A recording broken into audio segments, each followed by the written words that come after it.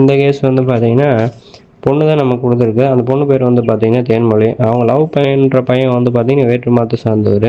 இவங்க 2 பேரும் 2 வருஷமா லவ் பண்ணிட்டு இருந்திருக்காங்க. லவ் பண்ணிட்டு இருக்கும்போது 2 பேரும் ஒர்க் பண்ணையில தான் லவ் பண்ணிட்டு இருந்திருக்காங்க. அந்த பொண்ணு தெளிவா சொல்லியிருக்கு, நம்ம திருமணம் பண்ணிக்கிற மாரி இருந்தா பண்ணலான்னு சொல்லிட்டு. ஆனா அந்த பையன் என்ன சொல்லியிருக்கான்னா, இல்ல நம்ம கொஞ்ச நாள் வந்துட்டு லிவிங்ல இருக்கலாம் ஒரே ரூம்லன்னு சொல்லிட்டு 2 பேருமே ஒரு 1 வருஷத்துக்கு மேல லிவிங்ல இருந்திருக்காங்க. பையனுக்கு வந்து பார்த்தீங்கன்னா, அந்த டைமிங்ல வந்து அப்பா, அம்மா அவங்கலாம் பேசிட்டு இருக்கும்போது, இவன் வந்து இந்த மாரி தவறான விஷயத்துல இருக்கான்னு அவங்க அம்மா, அப்பா டவுட் வர ஆரம்பிச்சிருக்கு.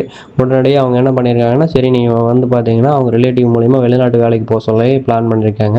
அதையும் கேட்டு இவன் பையன் என்ன பண்ணிக்கிறான்னா, வெளிநாட்டு வேலைக்கு போயிடுறாப்படி. வெளிநாட்டு வேலைக்கு போனதையுமே இங்க இருந்த தேன்மொழிய வந்து மறந்துடுறாப்படி. அப்ப தேன்மொழிக்கு என்ன தோணுதுன்னா, திருப்பி வாட்ஸ்அப் இதெல்லாம் மெசேஜ் பண்றாங்க. மெசேஜ் எல்லாமே அந்த பையன் வந்து பிளாக் பண்ணிடுறாப்படி. பிளாக் பண்ணதுக்கப்புறம் அவங்களும் என்ன பண்றாங்கன்னா, இவங்களும் என்ன பண்றது அப்படின்னு சொல்லிட்டு ரொம்ப மனவேதனையில் இருக்கும்போது தான் நிறைய பக்கம் போய் பார்த்துருக்காங்க. பார்த்தப்ப நம்மகிட்ட வந்து எல்லா பக்கம் பார்த்து கொஞ்சம் ஃபெயிலியர் ஆயிருக்கு. இந்த மாதிரி சக்ஸஸ் ஆகலைன்னு சொல்லி கேட்டாங்க. நம்மகிட்ட வந்ததையும் நான் என்ன சொன்னோம்னா, அதாவது வந்துமா உங்கள் கேஸ் வந்து நல்லா இதுதான். ஆனால் வந்து அவர் கூட நீங்கள் வந்து லிவிங்கில் இருந்தது தான் மிகப்பெரிய தப்பு. அவர் உங்க கூட வந்து யூஸ் பண்ணிட்டு கழட்டி விட்டுட்டாரு. கழட்டி விட்டுட்டு இப்போ அங்கே ஃபாரின் போயிட்டாரு. அது மட்டும் இல்லாமல் அவங்க வந்து அவங்க அம்மா வந்து அவனுக்கு மருந்து கொடுத்து தான் அவனை வந்து மாற்றி இங்கேருந்து போகையிலே கொடுத்தாட்டி விட்டுருக்காங்க. போனதையுமே அதிகபட்சம் உங்க கூட 1 வாரத்துக்கு வரைக்கும் தான் பேசியிருப்பாரு அப்படின்னு சொன்னதையுமே அவங்களும் ஆமான்னு சொன்னாங்க. அந்த 1 வாரத்துக்கு மேலே பேசவே இல்லைன்னு சொல்லி சொன்னாங்க. அதுக்கப்புறம் பிளாக் பண்ணிட்டாரு அப்படின்னு சொல்லி சொன்னாங்க. அந்த 1 வாரத்துக்குள்ளேயே அவங்களுக்கு எல்லாமே ஃபுல்லாக மருந்து வேலை செய்ய ஆரம்பிச்சிருச்சு. அதனால் அவரை வந்து நான் உங்களுக்கு வர வைக்கணும்னா நீங்கள் திருப்பி அவரை மீட் பண்ணணும். மீட் பண்ணி அவர் இங்கே எப்போ வருவாருன்னு சொல்ல முடியாது. வர வரைக்கும் நீங்கள் வெயிட் பண்ணணும்.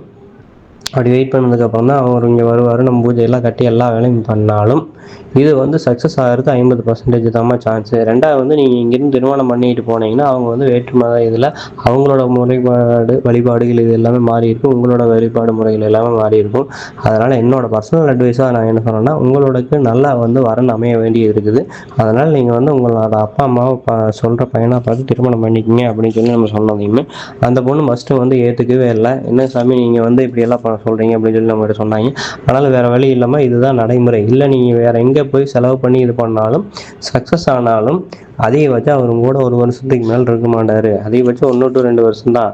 அதுக்குள்ளே உனக்கு கன்சீவ் ஆகிறதுக்குண்டான வாய்ப்புகளை தடை பண்ணுறதுக்கு அந்த பையனோட அம்மா என்னென்ன வேலையெல்லாம் பண்ணணுமோ அவங்கெல்லாம் பண்ணுவாங்க அப்படின்னு சொல்லி ஃபுல் டீட்டெயிலாக தெளிவாக விளக்கமாக எக்ஸ்பிளைன் பண்ணதுக்கப்புறம் அவங்க வந்து சரி ஓகே அப்படின்னு சொல்லிட்டு அவங்க ஏற்றுக்கிட்டாங்க. அப்போ அவங்க வந்து நம்மகிட்ட என்ன கேட்டாங்கன்னா, இந்த பையனை வந்து நம்ம மறக்கிறதுக்கு ஏதாவது மருந்து கொடுங்க அப்படின்னு சொல்லி கேட்டாங்க. அதுக்கு மட்டும் நம்ம வந்து மருந்து வந்து அவங்களுக்கு கொரியர் பண்ணி விட்டுருந்தோம். அந்த மருந்து கொரியர் பண்ணினதையுமே அவங்க சாப்பிட ஆரம்பிச்சதையுமே அவங்களுக்கு சில நாட்கள்லேயே அந்த பழைய காதல் அந்த நினைவுகள் எல்லாமே மறந்து போயிடுச்சு.